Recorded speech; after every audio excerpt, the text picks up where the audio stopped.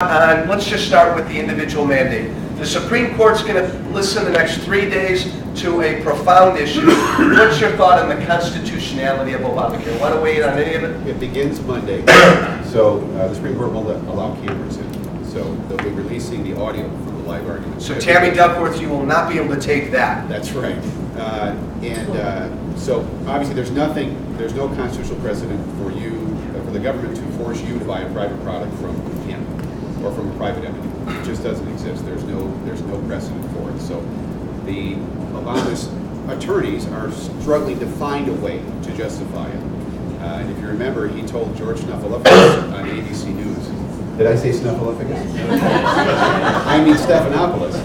That the fine for not buying health insurance is not a tax. And so Snuffleupagus pulled, did I say it again? Yep. They pulled up the dictionary and said, Mr. President, this is the definition of a fine, or a tax, but you said it's not a tax. So obviously it is a tax, at least that's what they're trying to argue. So they can't, there's no historical precedent for it. It's not a tax. It's not like Social Security, it's not Medicare. It's forcing you to buy a private product from another person. It's not going to survive. What scares me the most is if that mandate does not survive. Now what happens? We know there's no severability in the legislation. So if one part goes down, it's supposed to go down, all of it go down. But if it does not, we leave in place parts of the legislation that will destroy every health insurance company in this nation. First being community rating. Liberals love to push legislation that everybody pays the same premium. That's called community rating. It has failed in every single state that they have implemented community rating. Because what it does is it raises the premium for the younger people to offset the premium for the older people. What happens over here? The younger people, when they have it double what they were paying before, they fall out of the health insurance market. That will destroy every health insurance company. The second is pre-existing conditions being covered from day one with no evidence of prior coverage. The reason HIPAA portability law was passed the way it was is because the insurance company can't take you, just like State Farm can't take you. As soon as your car breaks down, it's on fire, everything's melted, you call your broker and say, I need a policy for my Mercedes, it's on fire. You gotta pay for it. That's actuarially unsustainable. So those two things will be surviving if they don't kill the whole legislation, which is the individual mandate. And just quickly on the constitutionality, even with a favorable Supreme Court ruling, which we should have, this thing has got to be uprooted legislatively. That's right. So and again, there may be certain members of this panel that disagree with me. No matter who the Republican president is, Obamacare will be repealed in week 1. Thoughts, issues, questions? Let's go here. Oh, I know. Sorry, sir. You in the red shirts, plop down for a minute. I'll go you next. I promised you. I have a question. Obama talks about preventative medicine a whole lot. And yet in this country, like you say, it costs billions of dollars to get drugs put in. Where if you, like I've been researching hip replacements.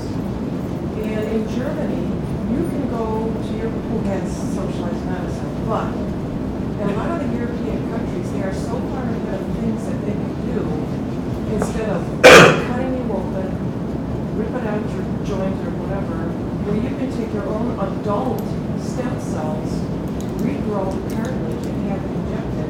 And yet in this country, they are so afraid of alternative medications of any kind or any. Absolutely, great point. That's a new treatment, and they're working on it. It ain't there yet. I talked about the FDA process. It's long, it's expensive, it takes time. Okay? And by the way, it's gotten dramatically worse in the last 3 years. Mm-hmm. If I had a nickel for every time somebody at a government agency or somebody in the business world told me, we've seen a noticeable increase in regulatory activity the last 3 years, whether it's the FDA, OSHA, the EPA, you name it. So they are looking into what you're talking about. It ain't there yet, but they're looking into it. But you gotta also understand, there's not too many people going to other countries to get health care. The Prime Minister of Canada came here, okay? And if people want to start talking about, is Canada much better than us? Come talk to me after, so I'll give you some statistics. Am I exaggerating when I say, when it comes to the quality of care, we still have the best quality of care in this country? Absolutely. Absolutely. Never been in doubt, absolutely. Hold on, ma'am. Yes, sir. I'm a 7-year cancer survivor. I was originally given Woo! 4 months. Give it up! Under this Obamacare, I will not receive care. I'll just be given an amount of time before I die. That's a fact. Mr. Congress, you realize that I am not alone when I say this.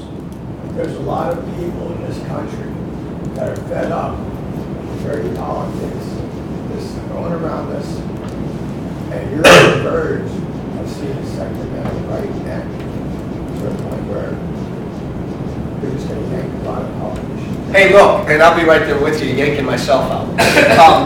I'm serious. Oh, I'm dead serious as well. I absolutely respect what you just said. Look, I was downtown yesterday. My head's still busy. At a rally for religious freedom, and I led my talk by saying the following, and I sprinkled it throughout my talk. It's no less serious than this. Are you prepared to go to jail? Are you prepared to go to jail? I'm prepared to give up my life. Are you prepared to go to jail to defend your freedoms? That's what this election is about.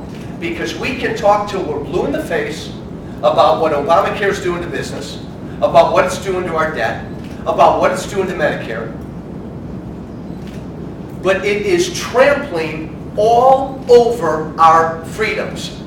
And this latest thing a couple weeks ago with the HHS ruling and telling Catholic hospitals, I don't care what you believe, you must provide and pay for, that's just the tip of the iceberg. Are you prepared to go to jail to defend your freedoms in this country? That's what this election's about. I absolutely agree. Thoughts, issues, questions? Yes, ma'am. Well, I've heard the comments for years and years about tort reform, and I would love to see something done with tort reform or whatever, but it seems like, I mean, it never even gets touched. I never hear anything. I mean, other than... Well, I'll give my 2 cents and then you can jump in. Politically, tort reform has always been a state issue. And there are some states that have good tort law, and there are some states, can you say Illinois, that have miserable tort law. Now, part of our repeal last week in Washington of the advisory board, they put into there federal tort reform. And I had a problem that they combined the 2 bills, but I voted for it. But again, where we're at right now politically, so that passed out of the House. Good tort reform out of the House. What do you think Harry Reid's going to do with it? See, a lot of this, guys, comes down to politics. Rich, weigh in. Lawyers as a group stick together. Boy. Doctors as a group, he's my colleague, but the older docs, they don't stick together like the lawyers, okay? Now, why? Who makes the laws? Lawyers. And they're gonna step on their lawyer brethren? It ain't happened yet. I'm sorry, I think tort reform is a big part of saving. I want the money to go to care for patients and not the Mercedes of the lawyer. Weigh in though, because you brought this up too. You want to weigh in on tort reform? Yeah, the studies went and showed that me giving a placebo's got more effect than tort reform does. It's pennies. I would love to see that study. Oh, there's some pretty The big. studies I can show you studies that show the opposite. That went through and did it, it didn't do any good.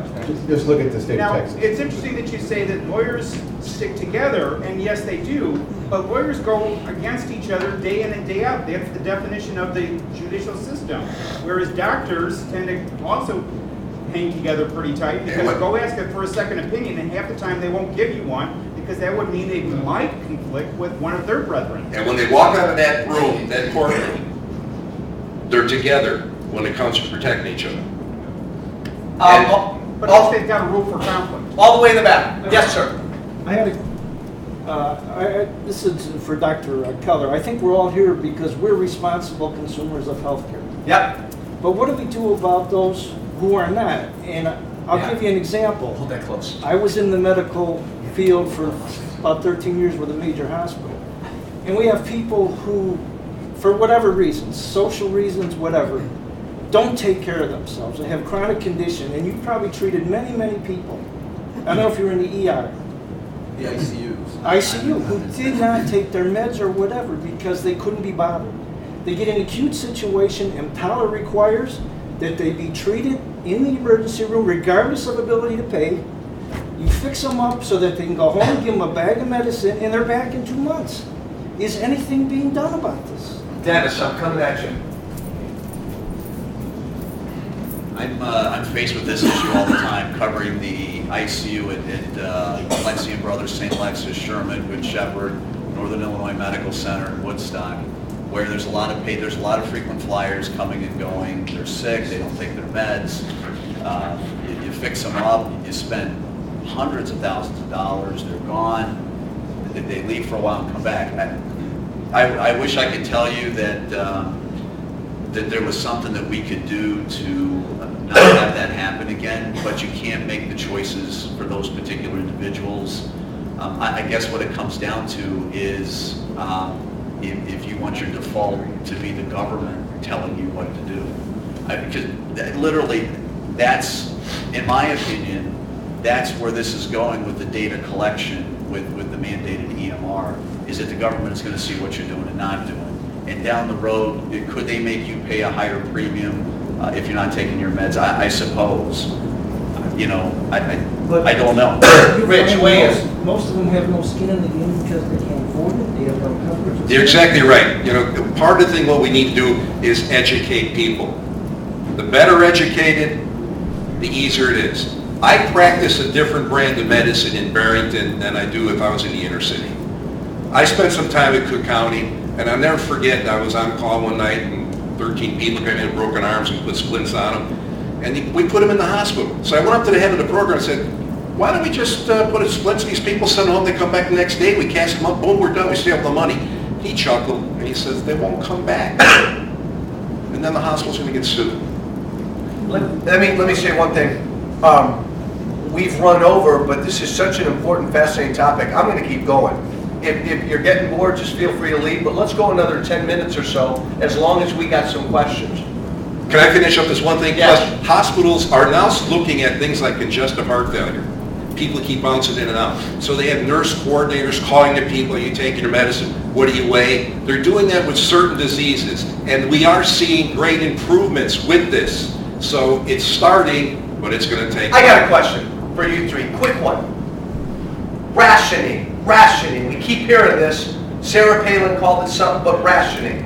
I know we're going there. This is part of where we're going. How would you respond to that? What's that going to look like? What is that? Is that just a... It's a fact. It's a fact. It's an absolute fact. You cannot flood an already bankrupt Medicaid system with 25 million more Americans and expect everybody to get coverage. What? And this myth that just because you have health insurance guarantees you medical care is nothing more than a myth. Just because you have an insurance contract that says that you are entitled to have someone pay for your medical care does not mean when we flood 25 million people onto Medicaid. By the way, it still leaves, the legislation still leaves 20 million people uninsured. Yes. 50 million. But let's say we take 20 million onto 25 million onto Medicaid, we put the other 10 million onto our private health insurance rolls. We're flooding a system that is already overburdened. This is going to lead to nothing more than rationing. Even Berwick, who was a former CMS director, said reform by design is rationing. Rich, Dennis, weigh in quickly on this notion of rationing, and then I'll go there. I'm a conservative. I want to help the people in need and not the people in want. So I want my dollars to go to the people in need. One of your constituents, Joe, I met last time, she has a 31-year-old daughter with cystic fibrosis. She's on the lung transplant list, and if she doesn't get those lungs, she's going to die. I want my dollars to go there instead of other people who've been in the news lately. Dennis, weigh in. I guess my analogy would be, I did my first 3 years of training at Cook County Hospital, and the other 3 are Rush. And 2 big, vastly different institutions. And when you flood a system like Cook County, when you have patients coming through there that need operations, hips and knees and gallbladders, they wait 6 months to 9